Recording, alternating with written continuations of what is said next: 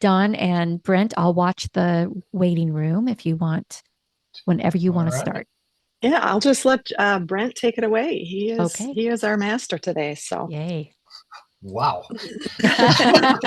No pressure. Sometimes you get a title you're not sure you want.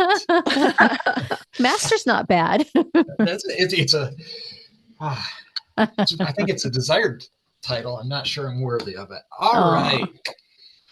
So we've been on a big journey, and this is the third session of three sessions.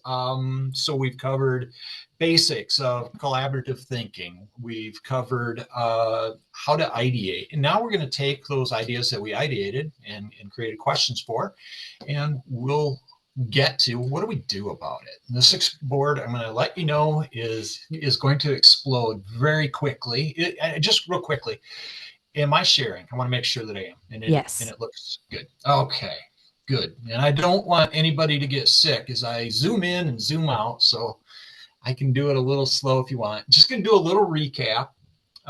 So we wanted to generate a question. We practiced how to ask questions and voted, and we came up with how do we rebuild trust that has been lost in medical sciences and in healthcare. From there, we went to, well, how do we go about and answer that question, building trust? We applied a few techniques. Whether you realized it or not, there were multiple techniques. The first was reverse brainstorming, and that gets into the question of we asked, like, essentially, how do we break down trust, or what are the contributors to the breakdown in trust in medical sciences? Just to give us an opportunity to think in reverse and generate ideas. We also did a couple of tools and techniques, brain writing, which was where we took, I asked you to, at one point in your brainstorming, pick up and move over on a topic and use somebody else's ideas to help prompt you. Okay, so that was the brain writing. And then while we were doing that, I also asked you to kind of get out of your comfort zone, and we did what is forced stimulation. I asked you to work in a category, and I actually assigned those categories to people. And very likely you got in a category that I felt like I don't really know what I'm doing here, but let's try it. I get the concept, and that helps us to take on other personas. All right. So when we did that, we generated these boards that ended up having 92, I think when I counted it up, 92 different ideas that we generated, all in the course of 75 minutes or a little bit less. So you're probably wondering, why did we do that? We generated all these ideas. Well, I'm going to tell you, I'm going to show you. What we're doing with that is we're really trying to, where the first central question that we're trying to answer, how do we rebuild trust? It'd be very natural to just jump to the things that we think might work to rebuild trust. Not that that's bad, but what it fails to do, and what we did, is we created an opportunity to get to some of the root causes. And when we fix and address the root causes, it naturally cascades up into fixing that core problem that we were first looking at. So how do we get there? Um, I want to go back real quick. When we use something like this fishbone diagram and I put labels on it, it's good for brainstorming because it can get you out of your natural perspective, or the perspective you want to take, and maybe have to take another person's or another perspective on a problem. It has one dangerous consequence, isn't that it puts a label on your ideas and kind of constrains them that way. So because we want to work with these ideas again in a much larger sense, I made them all the same color, same size, so that they're all equal again. So we've got 92 ideas here. And if we just look at all 92 ideas, it's going to be overwhelming for us. So the next natural step would be, how do we cluster them? Because we know that people will have similar or related ideas. Okay. This is a huge, very valuable activity to do. We unfortunately don't have time for it today, because when we start, we should pull each of these post-it notes off one by one and kind of have a little group discussion about, well, how do we think about this in relationship to others? And it's a great opportunity to bring alignment to group thinking, common understanding, and as you go forward, a common understanding of how to categorize or how to name a cluster of ideas. Here's what I did instead to save time only. And I'm going to let you wander around this board a little bit. Miro has in it an AI function that allowed me to simply capture all of these ideas. And I'll show you how you do it if you ever want to. And you go to this box and you tell it to, no, you know what? Here I told you, Denise, that it was, I had the AI function. There is another option that we don't have on this board because I'm not the owner of this board. Anyway, there's a whole bunch of ways that you can cluster here by color if you wanted to do that, by tag, if we put names or common topics, tags on them, or the author. There's one other way that you can do it, and I think Denise can do it, is, and I forget what they even call the clustering function. Essentially, it's an AI function. It's reading the cards and putting them in groups. Do you want to try it, Denise, or do you want to just say enough? I'm trying to grab them all so that I could give it a try. So what do you want me to do? Or for purposes of demonstration, just grab the top, grab maybe 10, 15 okay. of them. And then what do I hit? And then you should have... I have the Miro AI. So I have cluster, document, more objects. Cluster has by keyword or by sentiment. Do by sentiment. I think that's what I used.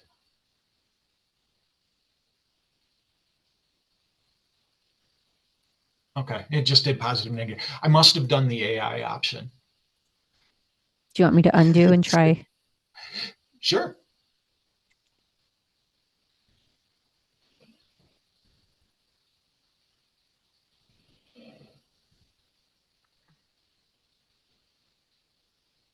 So that's keywords. Oops, here it comes.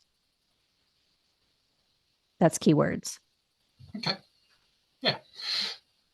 So yeah, which matches to what you've got on the side, right? Probably matches pretty close. Yeah. And it doesn't, whenever AI runs, it doesn't necessarily do it the same way twice, but that's okay. Mm-hmm. Do you want me to undo to clean it up? Sure.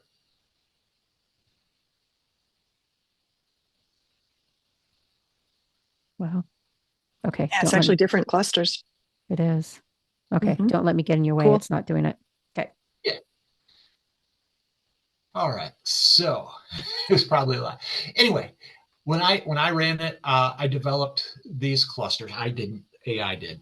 Mm-hmm. Okay. So let's give everybody a couple of minutes. Since you're in the board anyway, and if you're not in the board, please click the link to get in the board. And zoom in enough. I know this is a big view and you can't zoom in and see this, but just look at, you're going to find some things that don't fit, and that's okay. You would find things that don't fit if we were doing this in person also. And that's where you would have a discussion. What does this mean to you? How do you look at it?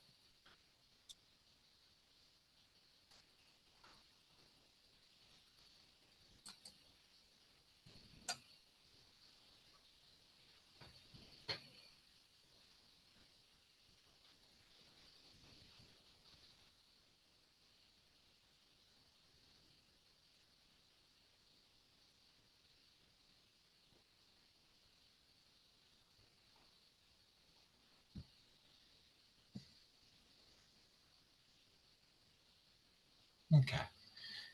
Does everybody have a feel for what's in the categories?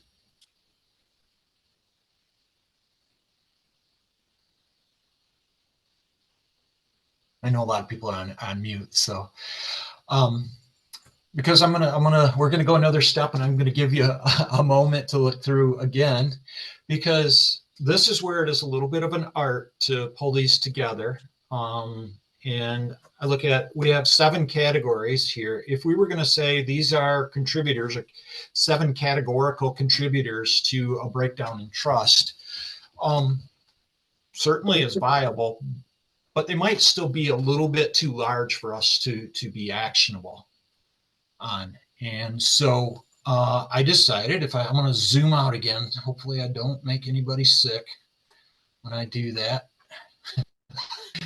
That's because I got sick on rides at Disney, so that's why I mentioned things like that. So even when I wasn't moving, I went into each category and did the exact same activity again and asked it to subcluster. Okay. So I just brought everybody to me. Bring everybody I to did. me. Yep. Yeah. Okay, good. Okay. So let me zoom in enough to, show you what I've done. We asked it to subcategorize. I took each of the category titles and I made new sticky notes here. And I came up with a couple of questions. When I read through these, I'm going to give you time to read through these too. Let me back out just a little bit. Okay, so if I look at this one that AI put in this category about medical study reliability and accuracy, and the individual's comment was not sharing enough about the scientific method and the changing research. An example is eggs were once good, now they're bad, now they're good again. I think that's where it was going. And so I asked the question, is this really about a doctor-patient relationship issue, sharing enough information or sharing information at the right level, rather than a medical study or reliability and accuracy issue? And I suppose the case could be made that it can be both. And that's fine, because in that case, if you were doing affinity diagramming, you would make a copy of that sticky note and you put it in both places. Okay. So another one that I saw that looked a little unusual to me was reduced science education in schools, falling under the category of medical education gaps. When I read that, I thought, well, people that are getting medical education usually don't have to worry about reduced science education in schools. And I wonder if what the person really intended was that generalized society is getting less science education, and as a result of that, they're less able to understand what is being told them scientifically, or the background of what doctors base their decisions and their recommendations on. And again, we could have a discussion about that. I've got one final example I want to share with you. And this came through, I think it came, use of the EHR. Oh, I'm sorry if I didn't show you. Yeah, I'm down in the bottom middle cluster. Use of EHR created, make it just big enough to see, created, I think it was a typo, a carrier, I think that was supposed to be barrier, to developing a relationship. And so is this really, should it be a technology issue and not a patient relationship issue? I think what's going on there. Really cool technologies. If you haven't seen them or heard of them lately, tools like Abridge that are doing ambient listening, using AI to do ambient listening in the patient room, allows doctors to have face-to-face contact with their patients rather than face to screen as they type and listen what is perceived as a disinterested perspective in the patient, what they're saying. So cool use of science there. But yeah, if this really were about a technology issue exclusively, we would put it over in the technology side, or if it's both, copy it and have it in both places. So again, I want to give you a moment to wander through these boards now that you kind of know the construction of them. I do have one more note that I forgot. I'm going to zoom in on this. I noticed here under the topic of healthcare economics and profit motive that we have 7 different items that have a single sticky note. And it wasn't, the AI didn't have to put them in categories, just like they were all categories that stuck out themselves. And that just caused me to be curious. What is causing that? So it could be that uh, just more discussion is needed and put these in categories, or it could be that we could look at these as, since they only came out as one sticky note, they're really not critical issues. But that would come out in a discussion with the group. All right, take a moment, go around, look through the board, see how it's categorized.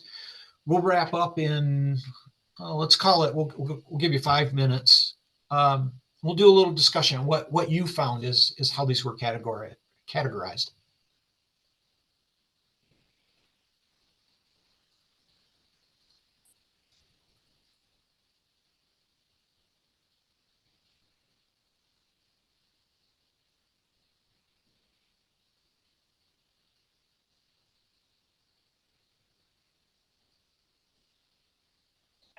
What? Oh, cool.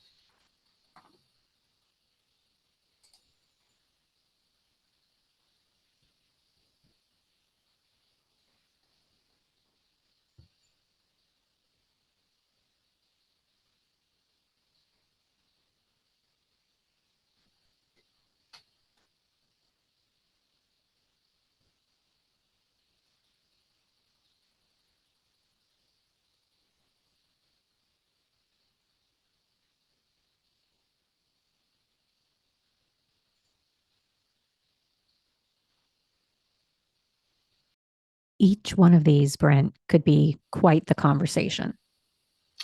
Yeah. Yeah. Great insight.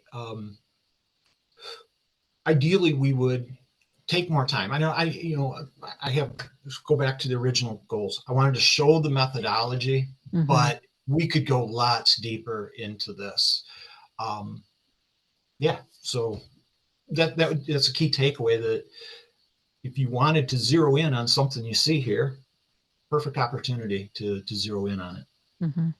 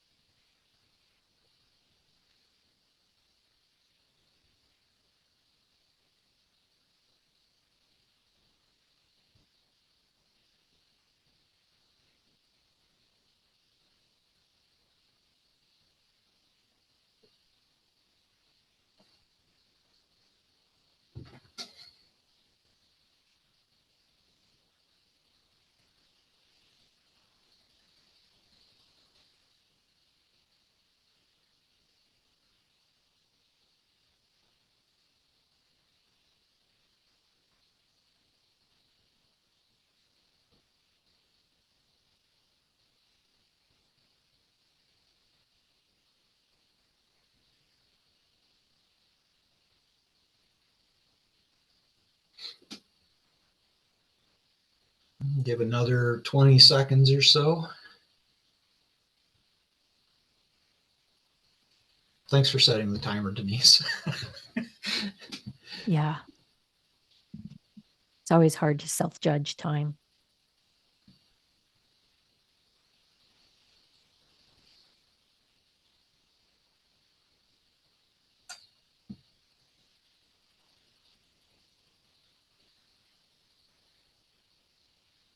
Okay. So I'll let everybody come off of mute and share what you thought as you read through the notes and the clusterings. Do the clusterings fit? Do they make sense? What other thoughts or insights do you have? Everybody here is a super smart person, so.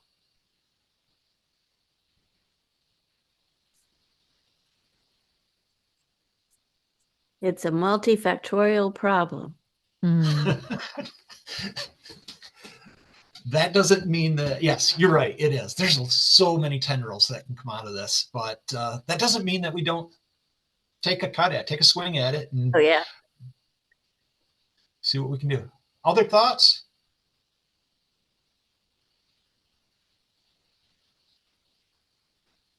Okay. Well, as I said earlier, I created each cluster, I created a sticky note. And I put these sticky notes, I'm gonna fly you over here again. They're up here. So each one has the main cluster along with the subcluster statement below it. So the main cluster is in bold, the subclustering is in plain text.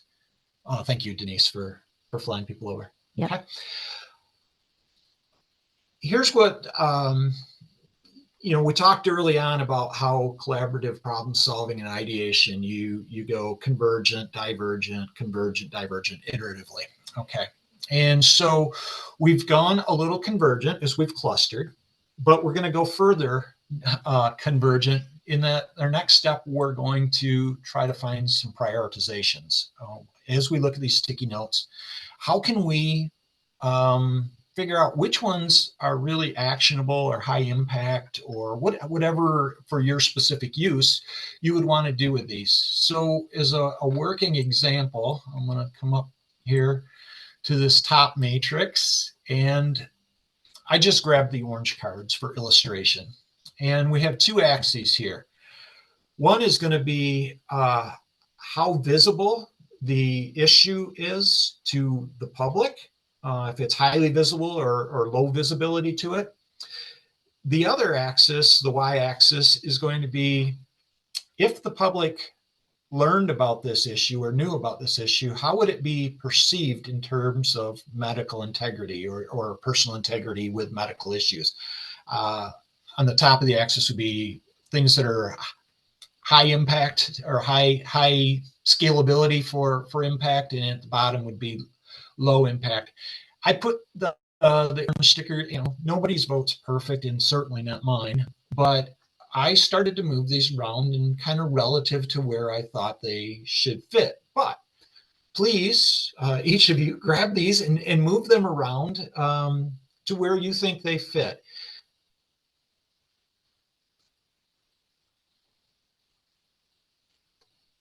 And you don't hurt my feelings when you move one. So.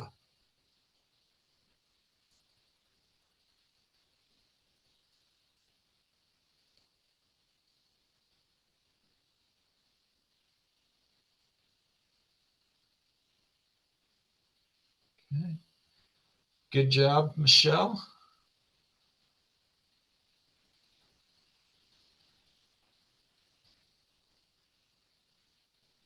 I'm just watching everybody's,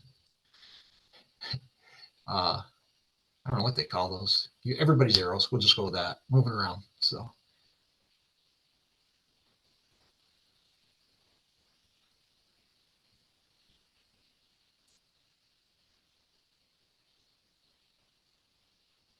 Okay. Does this make sense to everybody? How you would use this 2x2 matrix?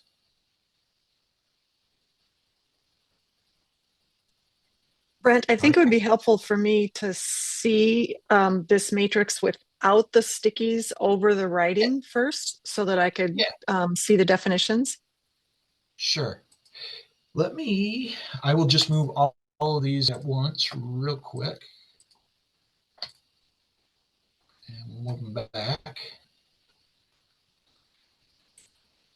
Okay. So, and really these aren't definitions, but what I have written behind here is obviously we would want to focus in the upper right-hand corner. When we put our sticky notes, we want to focus on the things that are in the upper right-hand corner because those tend to be trust multipliers. They're highly visible to patients, and when we do these actions or correct these issues, it says high integrity to patients. That's what they perceive.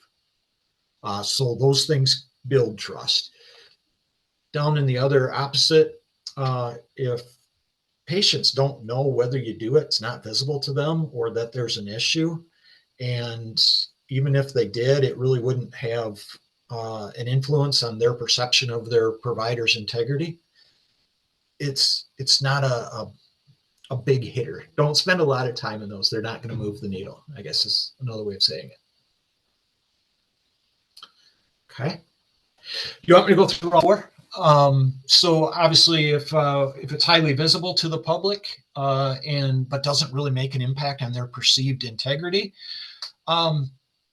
it's a surface level. It's kind of a table stakes. It's visible. They want to know that it's there, but it's not gonna change their perception in any way as far as building trust. It's not those big items that will say, wow, my doctor does this for me. Okay. Up here in the quiet integrity, it may not be seen by the public a lot, but these are the things that when they do know about them, really creates an impact or a relatable impact. So it's quiet in that nobody sees it, but those people that when it gets found out, their patients realize just how much they should value their provider. Okay. Does that make sense? That was helpful. Thanks. Okay. So rather than moving these around, let me just take one of these and we'll just walk through it as a group here and how we might apply it. Okay, let's take ethical issues in medical research. So give us a tangible example, if you would, where this might play, Don. Maybe name one well-known ethical issue that's happened. Well, certainly research that was done where on vulnerable populations, and there was not consent years ago before there was consent required. Okay. So as part of the precursor of the conditions that I gave to Don, I said it's well known. So we know that it's highly visible to the public already. What do you think research on people that doesn't give their consent, how does that affect the perceived integrity of a provider? And I would say that it has a high influence on the perceived integrity, and it's high impact, not necessarily that the provider has, or the researchers in this case have high integrity. It's that as a patient, I look at that and say, if a provider or a researcher, I use researcher in this case, if a researcher was willing to do experiments on a person without their consent, I don't trust them. So that's a high impact area. Okay. So does it make sense how we would use this tool? Dawn, what's the right question? I should ask, are there questions about how? What questions? How about what questions do you have about using this tool?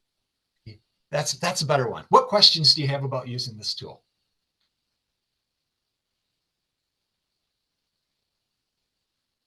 Okay. Just a comment. I would say, I mean, to me, it matters that a provider did that without consent. Does that matter to everybody, or is that a personal bias? That's a really good question, Kristen. I think that would be something, if you were doing this in a collaborative approach, you would All right, let's come to a definition of how will we handle those, and how do we prevent bias? So it might be just giving a specific answer. Example really helps. If this had happened to you, if this had happened to the public at large, what do you think the public at large would think of that? Or if you want to contain it to any group.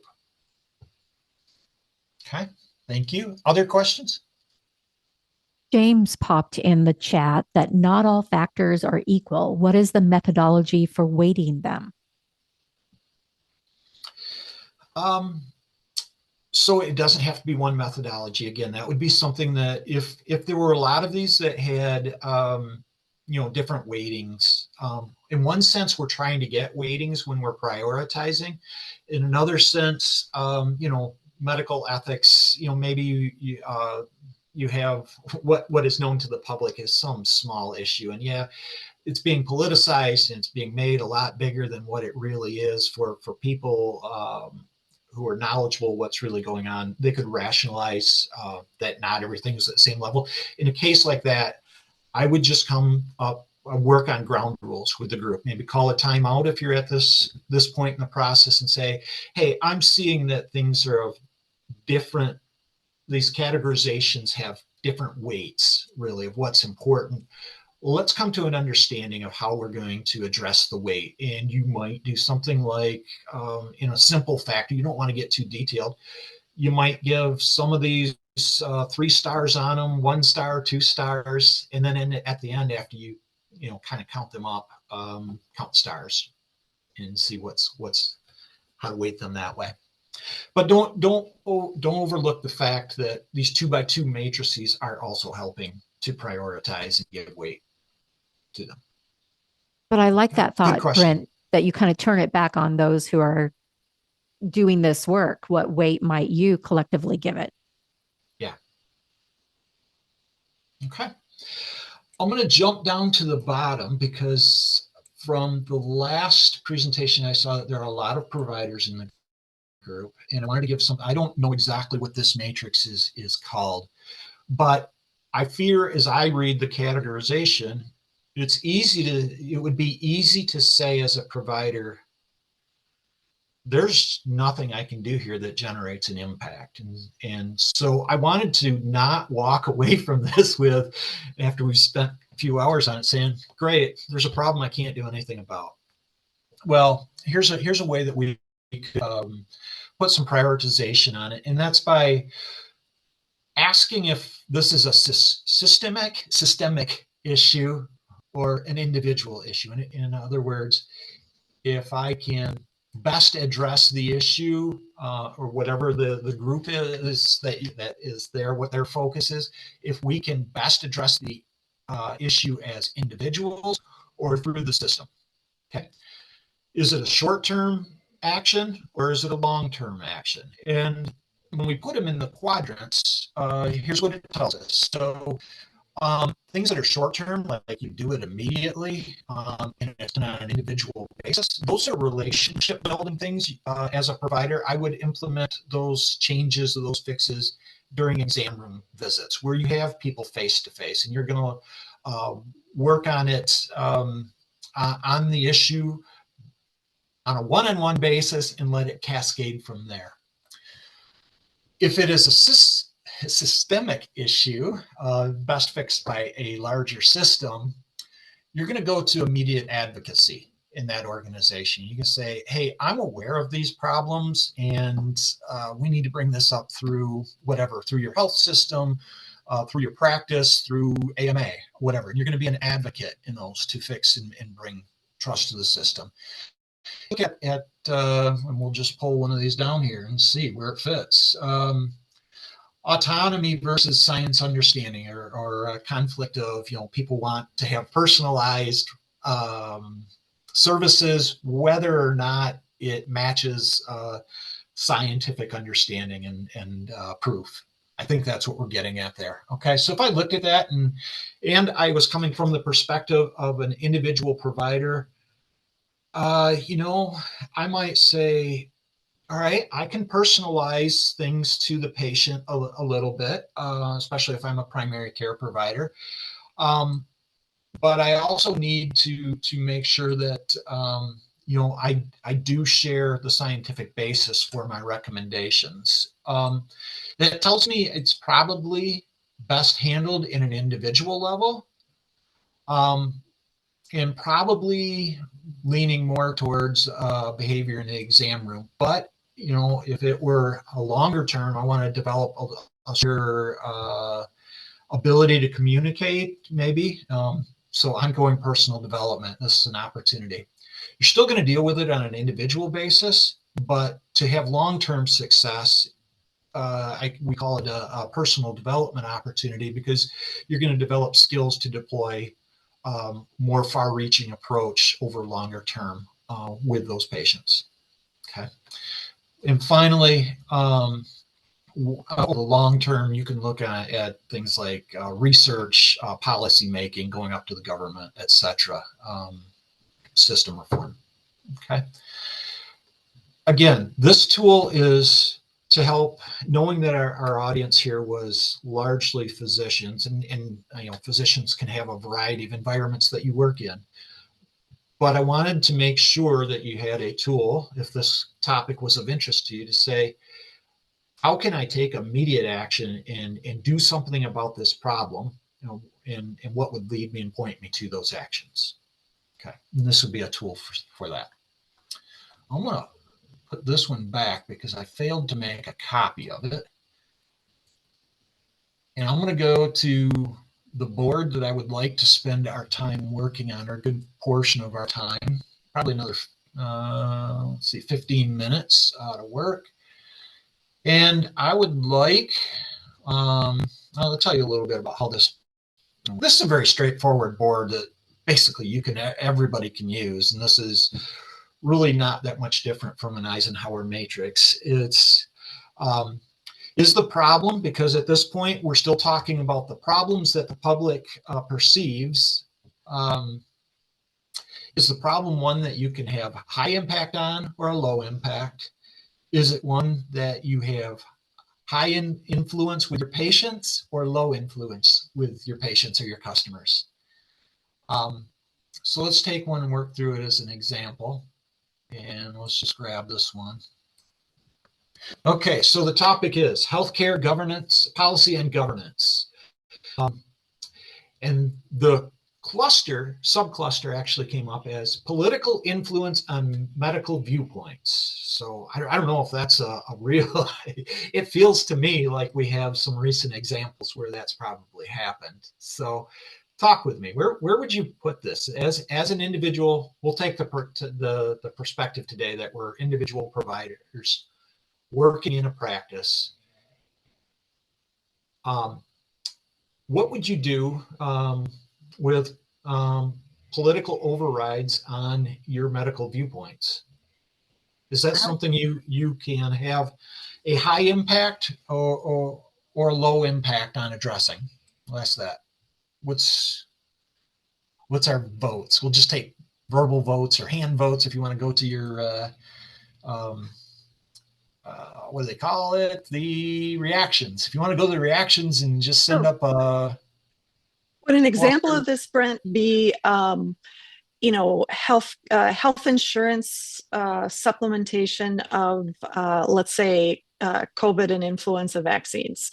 I mean, that has just recently been determined, and there was a while that it looked like maybe our health insurance wasn't going to pay for these vaccinations for many people. So that might be an example that we could, if that's helpful. Yeah, I think that's a great one. Put a tangible example to it. Okay. So as a provider, because that's the perspective you're taking, do you think you can have a high impact on the policy generation or a low impact? Sadly, probably low as individuals. Yep, Okay. I agree. Okay, so we come down here. Now our question is, because this is going to be your patient facing, do you have high influence or low influence? I hope high. Mhm. Okay. And I would agree. Unfortunately. Okay. A lot of providers have felt that they have less influence than they used to on their patients with respect to this, That's good. particularly if insurance isn't going to cover it. Yeah. Okay. Let's do a few more of these. And I'll tell you what, we'll have everybody kind of lead the discussion on at least one. So go grab one of these sticky notes, grab them at random, whatever works for you, and bring it over here to the top of the board. And then we'll let everybody have an opportunity to generate the discussion to place this sticky note on the board where it belongs.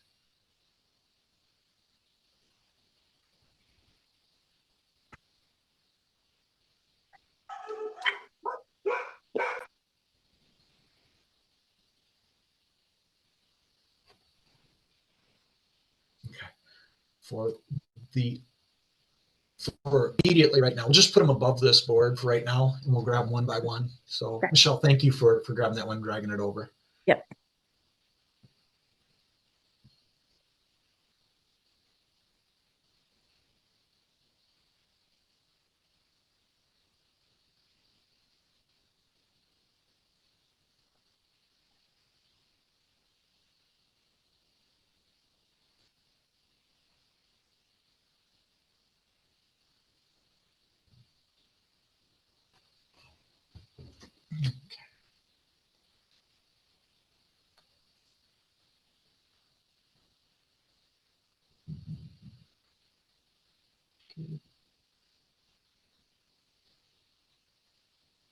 Okay, how are we doing? Everybody got one?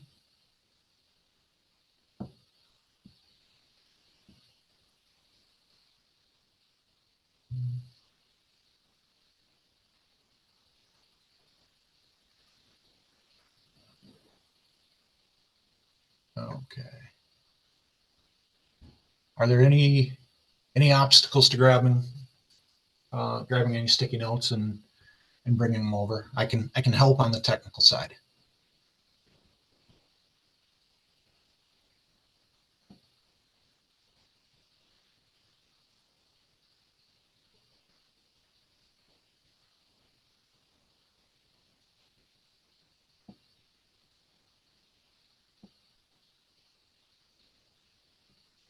Okay. Michelle, how about you want to start with the one that you brought over? Sure. Sure. This is the one about public health and disinformation and communication. Yeah. Go ahead. I feel like it's impacting healthcare and our society in so many ways. So I'm kind of back and forth between overall when I'm not sure if we're trying to think about it with individual patients that maybe have been so misinformed and difficult to work with, or we're thinking about it as its impact on more of a public health scale.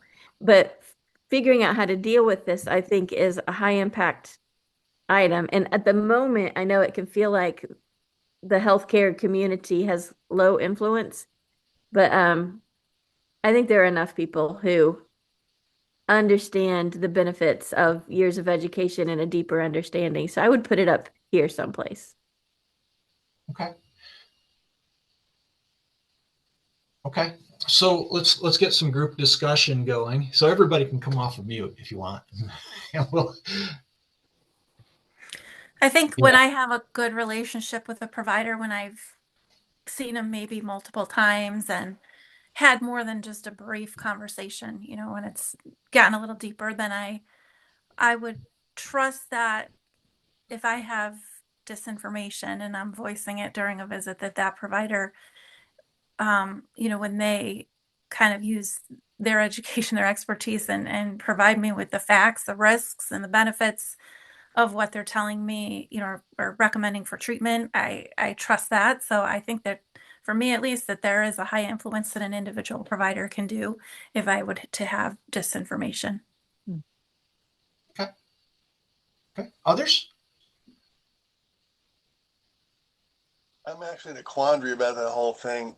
You know, the about all the paper mill phenomenon, the fact that a large percentage of the research publications are false. So you're basing your expertise on what? I mean, I might think that I have a grasp on, what the field is saying, but there's no guarantee these days as to the validity of the studies I'm using for my opinion. So it's very confusing. Mm-hmm. No, thank you for sharing that, James. You're absolutely right. That so and this kind of comes back to what Denise said about there's so many ways to go with this. Not an area I think that probably most of the group can influence other than an outcry, but at various times we've seen, and it doesn't just have to be medical journals. I mean, it's happened in other journals journals that you see that articles are published with substandard editing and review and on basis of sometimes, and unfortunately for a patient that can sometimes even unrelated disciplines, physics or whatever, or engineering, journal reviews cast shadows on other areas, and that's tough to deal with in public perception. All that to say, we might, when we see this issue, decide, hey, that's something that, all right, we can do what we can do today, so we'll put it here, but this is worthy of further development of an action plan that we would again go through this if it were that big of an issue, and focus just on that question. Okay, Kristen, you want to grab? I know you put a sticky note up at the top. If you want to grab that. Yeah, so I had picked the cost control measures, and assuming that this is related to putting profit above maybe certain decisions, and then also requiring cost containing measures over what's best for the patient. So looking for some input here on what others think for that, if that would be something in an individual practice that you feel that you had a high influence over or a low influence. I think it's high impact, but again, looking for some input there. I'd say that as individual physicians, we do have some influence over the conversations that we have with patients about costs when we're aware of them. Unfortunately, there's not a lot of transparency with what something is going to cost individual patients. But if we can have that cost conversation as part of our shared decision making with patients, I think we do have some influence over that, and it can be impactful. But like I said, the transparency piece is a barrier because it's different costs for different health insurance plans and Medicare and Medicaid, and so that makes it difficult. But I think it would be ideal if it could be part of that shared decision making discussion. Mm-hmm. I'm so glad you shared that, Todd, because, I think of transparency as, letting patients see the costs, but I never thought of it that even as a provider trying to have a holistic conversation with a patient. Oh, yeah. Unfortunately, you're made blind to those details too. Yeah. Yeah, just thinking of an example that I recently had of going into a provider needing a medication, and that provider, suggesting that I may want to shop around different pharmacies or even use the GoodRx versus running it through my insurance using a special or prescription card, I think it was. So I think I haven't seen that though in other situations where tests were recommended. It wasn't. I see it more in physicians' hands tied because of a payer saying that a lower cost option must be tried first before perhaps a higher cost option. Mhm. So just food for thought there. Yeah. And then the irony of that is the administrative cost of having the conversations between the provider and the payer to justify it are higher than the gap between the two therapies or whatever. Yeah.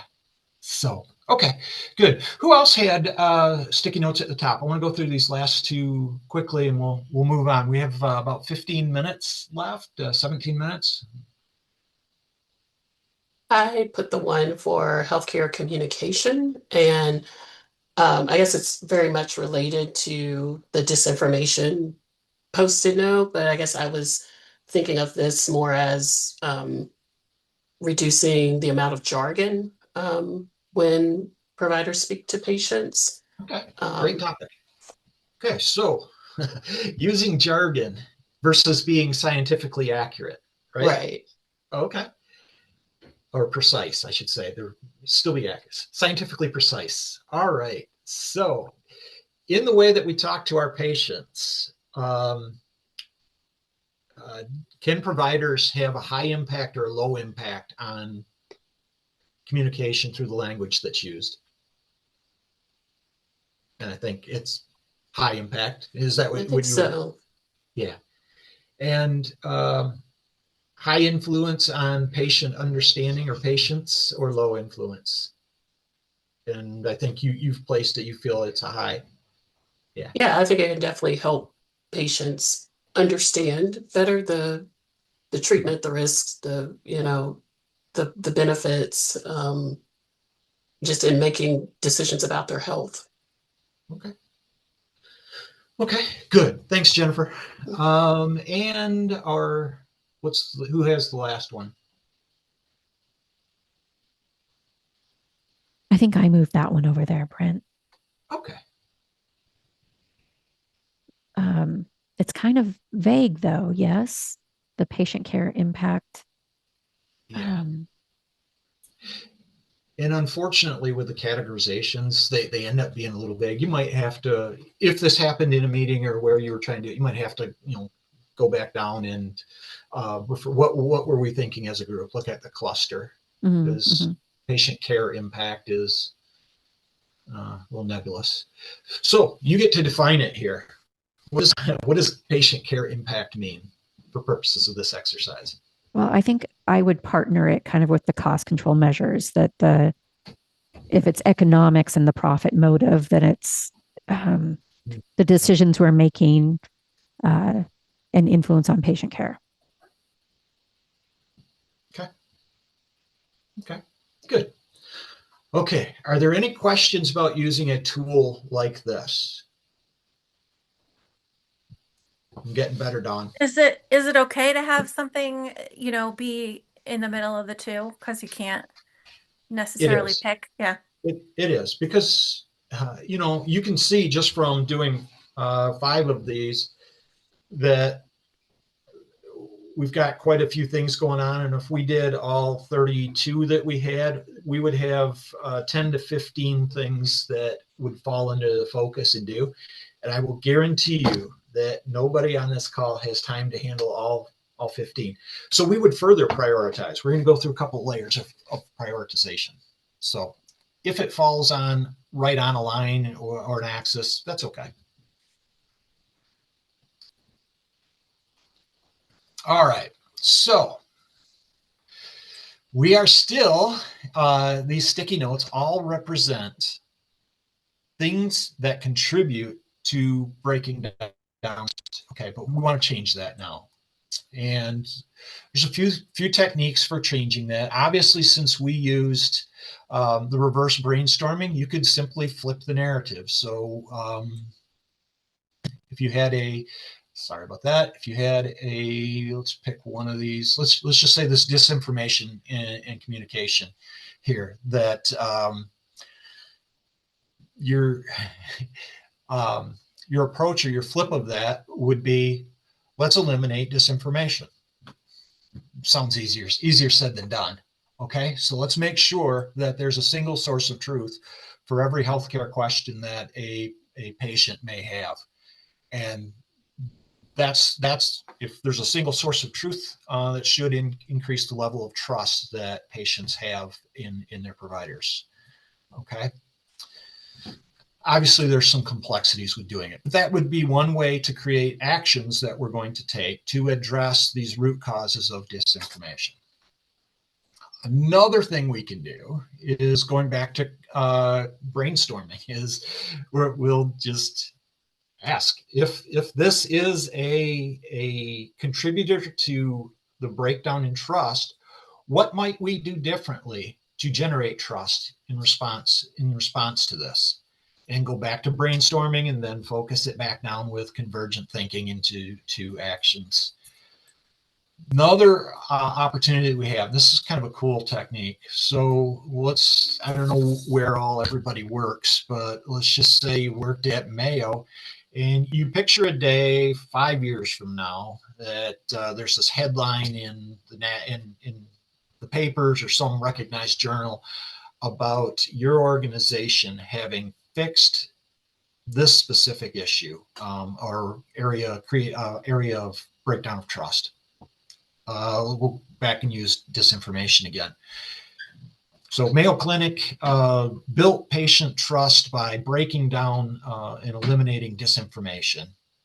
Then you ask the question, well, how did we do that? And you work backwards. Well, maybe you provided a media with healthcare information that was more easily digestible than Google.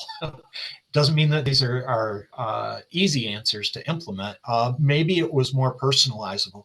Maybe as a provider, I had tools to be sending out personalized notes to all my thousands of patients. Again, hard thing to do, but maybe leveraging social media, et cetera, in a productive way. Anyway, we could go back. How did we make that happen? I'm going to go down a little bit here. Well, actually, let's go right through it. We could just list an action plan. Okay, so take our disinformation item again, and you can sit down at a spreadsheet if you want. You say, all right, my patients have a disinformation problem.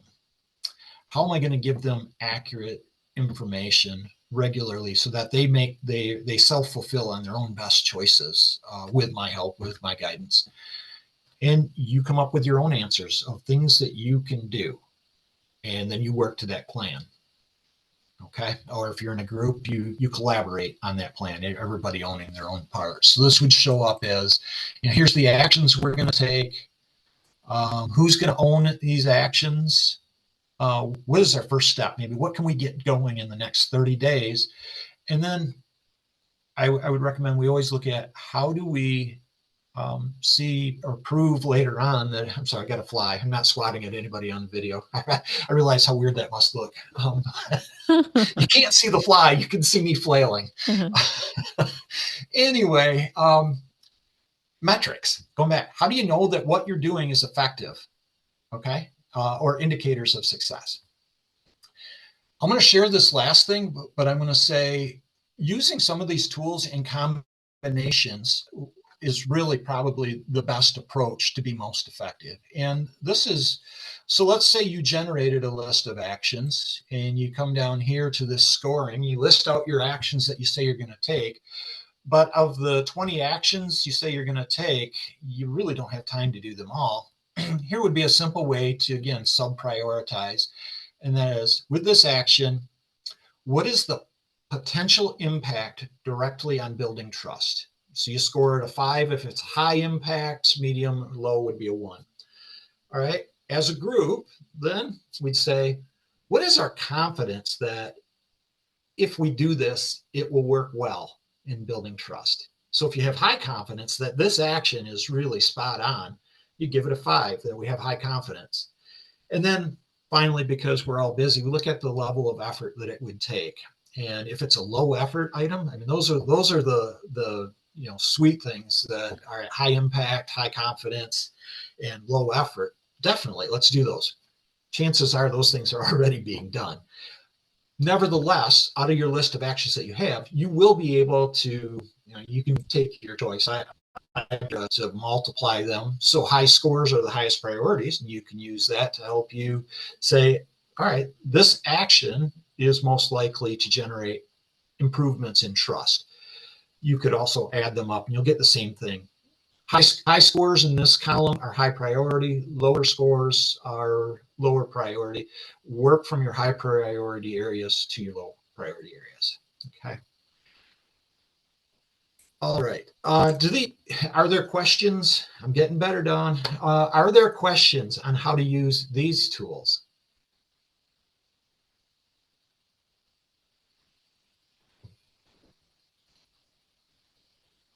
I have one. If we were all to use this with our various teams and organizations, can we copy your board and use it? How do we do that so that we're not all in there writing on top of each other? Yeah, you can absolutely copy. Well, this is actually Denise's board, so I have to ask Denise, but I think the answer is going to be yes. You can absolutely copy this. And these are just a handful of basic tools. Please understand, like 2x2 matrices, there's virtually an infinite number of those. Feel free to get creative for what works for your situation. Okay. Yeah, and Michelle, with what's on here, do you have a Miro account? I do. I don't, it's not a paid one, so I don't know if Yeah. You don't need a paid one, but yeah, you could copy any of this. If it copies over with the post that's in here, just clean those out. And then you've got the structure that Brent's given us. Okay. I actually kind of want the stickies. I want to process There you them. go. Yeah. Yeah. Okay. So I think we have about 5 minutes left, and I really had hoped to be able to do a little bit more, exercises in moving these stickies and creating actions ourselves. But I think goal number one, you see how the tools are applied, and I think we've achieved that. I do want to follow up by saying, I didn't realize until I had a discussion last week with Dawn, and she talks to physicians a lot more than I do, that breakdown in trust is a much bigger issue than what I ever imagined. And Dawn, if you want to speak to that, I'd be Sure. happy to have you come on. Yeah. So one of the things I found while I was coaching physicians before, during, and after the pandemic was that during the pandemic, the biggest stressor that my coaching clients told me about was the lack of trust that patients had in them. That was their biggest stressor. People would come into ICUs and want to give their loved ones ivermectin, which we know was not going to be helpful, but it was out there as a solution, in the media. And this was just really difficult for people to handle because, they obviously, these people that loved the people that were, intubated and being ventilated were desperate to try something, and the physicians didn't want to give them something that was going to be harmful.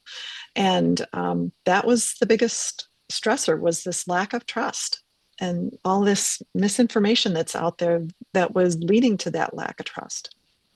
So it's a big deal. So thanks, Dawn. Yeah, so I know we didn't get to the end of the road and have solutions you can implement today that, at least start to move the needle on building, restoring, and rebuilding trust. So I want to say, realizing now that this is a bigger issue than I imagined, and we're all in a community where we like to share and build each other up and help each other have success. I am certainly willing to go further on an individual basis, specific to your practice's needs for anybody out there. And no cost, just let's I want to help each of you to be successful in your context. So That's so generous of you, Brent. Thank you. thanks. With that, any closing questions or things you'd like, or thoughts? Improvements are always good. Well, I just dropped something in the chat. If you want a very great source, clear communicator, someone who I've relied on throughout the last several years about what's going on in epidemiology in the medical field. Your local epidemiologist is an excellent source for good information and clear communications, and I try to get that out there to anybody that is curious and really wants to know what's happening. She'll tell you what's happening with policy, as well as, health insurance coverage and the latest vaccines and when they're going to get approved. And it's just been an excellent source. So I dropped that into the chat for anybody that's interested. Good. Thanks. Thanks, Brett. This has really demonstrated a lot of different tools that are useful, and I can hear the excitement in the folks that showed up for this, especially Michelle. I can see she's really into this, and it's been enlightening for me to see all the different ways that you have incorporated these tools, and it's really fun to play around with them. So thank you so much. Yeah, you're welcome. It was my pleasure. The additional thing. And something I got a lot of enjoyment out of doing. Yeah, good. The additional thing that I love, Brent, is the ability to show how we can bring people from varying time zones together into a collaborative space. Time, distance doesn't need to be a barrier to us. Absolutely. So many ideas of how to apply this. I'm very excited. Yeah. Good. Cool. All right. All right. Thank you all. Yeah. Thanks, you, everybody.